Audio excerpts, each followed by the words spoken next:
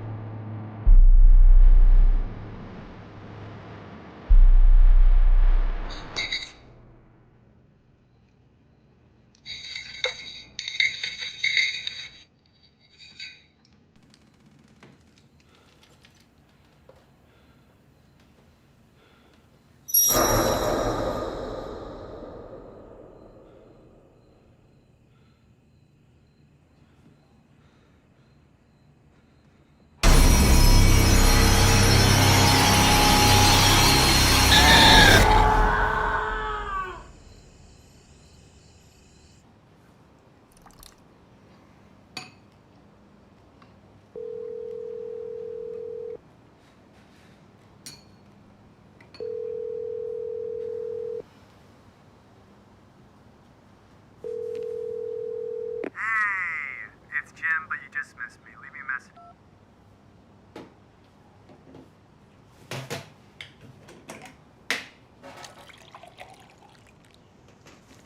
You want some juice? Sure. Hey. You thinking about school? You know, I know it seems really daunting, but It's gonna be super fun. Remember I told you have the nicest teacher in the whole school. And you're gonna make 100 new friends, right? That's true. It is true.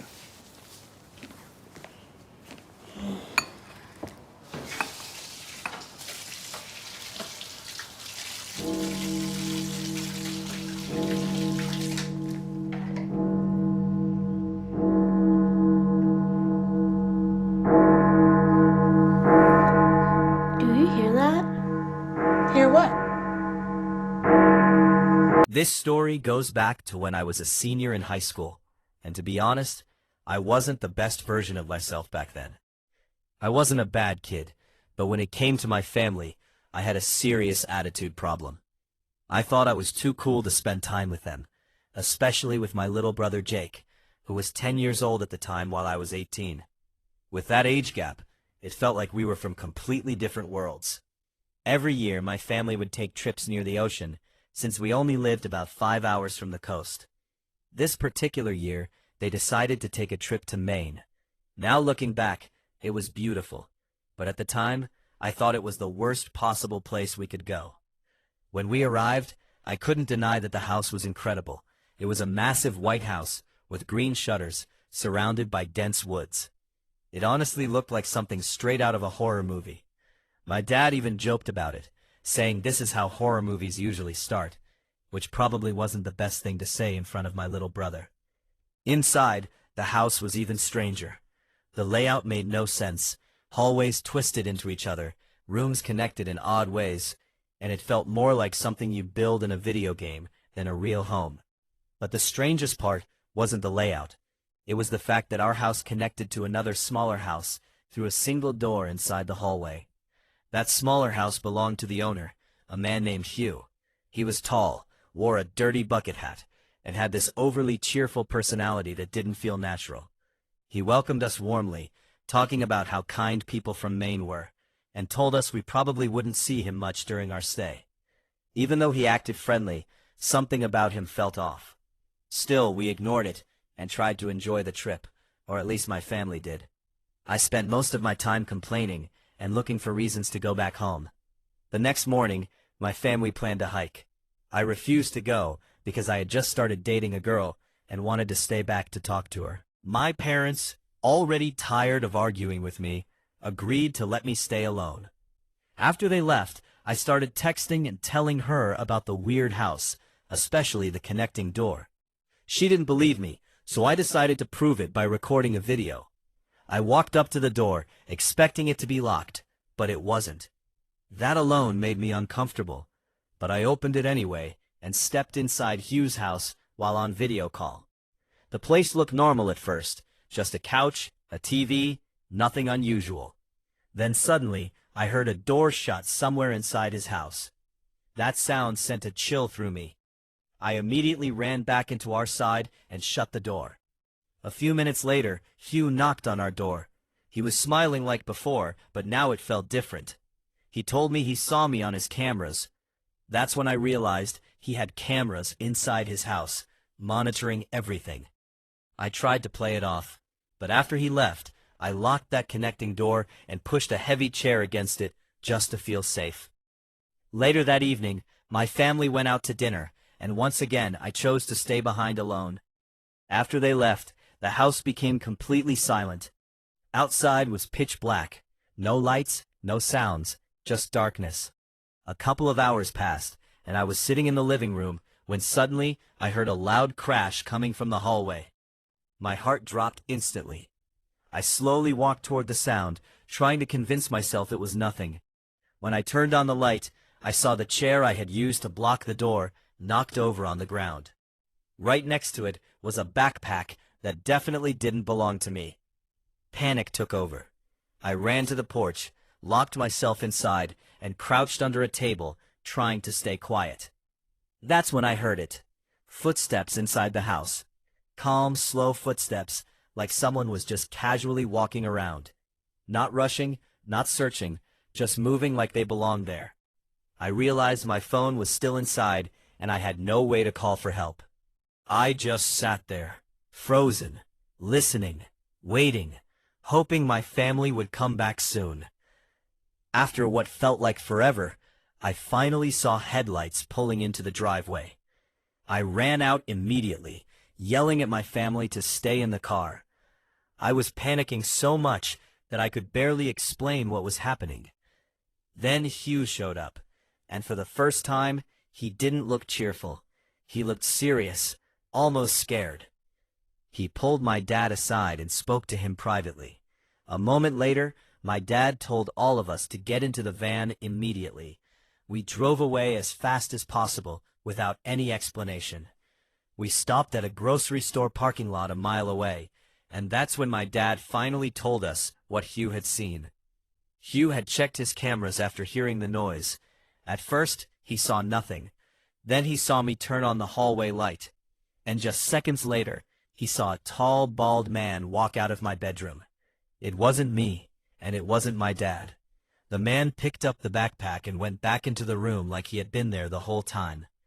Hugh didn't try to come through the connecting door because he was afraid it would alert the intruder and put me in danger. Instead, he stayed outside, watching the house and waiting for my family to return. Once they did, he warned my dad, and that's why we left immediately. Not long after, police arrived and chased the man into the woods behind the house, but they never caught him. To this day, no one knows how he got inside or what he wanted. That experience changed me. It made me realize how careless I had been and how things could have ended very differently. But what scares me the most isn't what happened, it's what could have happened. The idea that someone was in that house, hiding, watching, waiting, and I had no idea until it was almost too late. Even now, years later, I still think about that night. I still wonder how long he had been there before I noticed. And sometimes I can't help but think that the scariest things in life aren't ghosts or monsters. They're real people, hiding in plain sight.